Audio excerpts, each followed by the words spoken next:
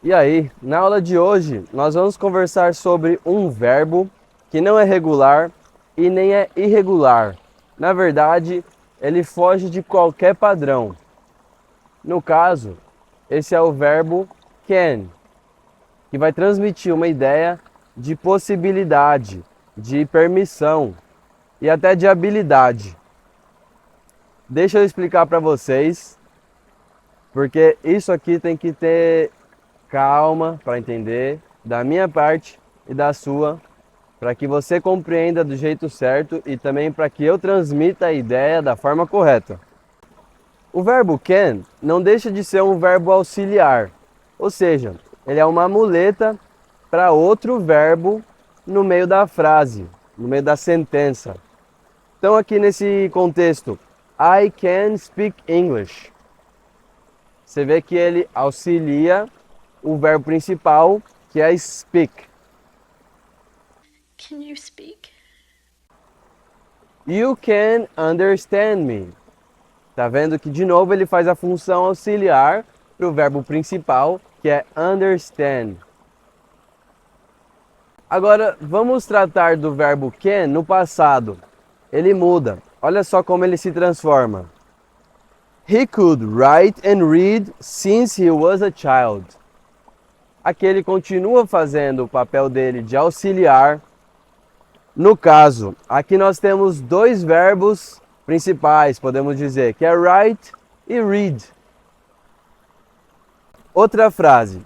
She could learn as fast as him.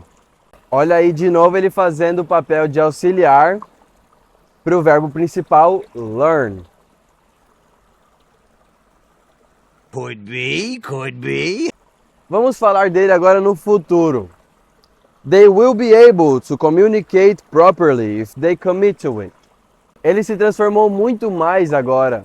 Quando ele está sendo tratado no futuro, nós vamos falar able. Tem uma borboleta aí voando na frente da câmera. Uma borboleta branca, linda. White butterfly. There's a white butterfly flying in front of the camera right now. But I like it. Let's continue. They will be able to communicate properly if they commit to it. Will I be able to walk? Aqui o verbo principal da frase é communicate. E a ideia de possibilidade, de habilidade, está sendo transmitida através do verbo able. Be able, que é ser capaz. Outro exemplo. We will be able to help them improve their English. O verbo principal da frase é improve. Porém, existe aí o verbo que nós estamos tratando nessa aula, fazendo a função auxiliar. Be able, ser capaz. Mais tarde a gente volta nisso, tá bom? O que eu quero focar é que can no passado virou could, ok? Mas could não é só can no passado. Agora nós vamos falar de 3 outros verbos modais, tá bom? Que é could, should e would. Could see. See é o quê? Ver. Could see, veria. Ou poderia ver. Could eat. Comeria. Ou poderia comer, na verdade. Nem é veria e nem comeria. É poderia ver, poderia comer. Mais exemplos. Agora should. Should dance. Deveria dançar. Should live. Deveria viver. Agora would. Would play. Jogaria. Would learn. Aprenderia. People would learn their lesson. Tá bom? Então agora aqui, ó, nós entendemos que would vai adicionar o ia no final do verbo.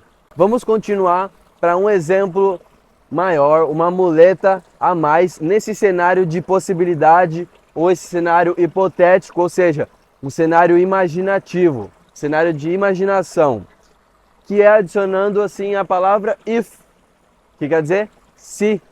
É o mundo do se.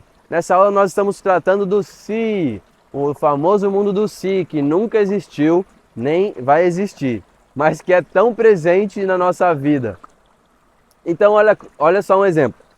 If you won the lottery, you would travel the world, wouldn't you?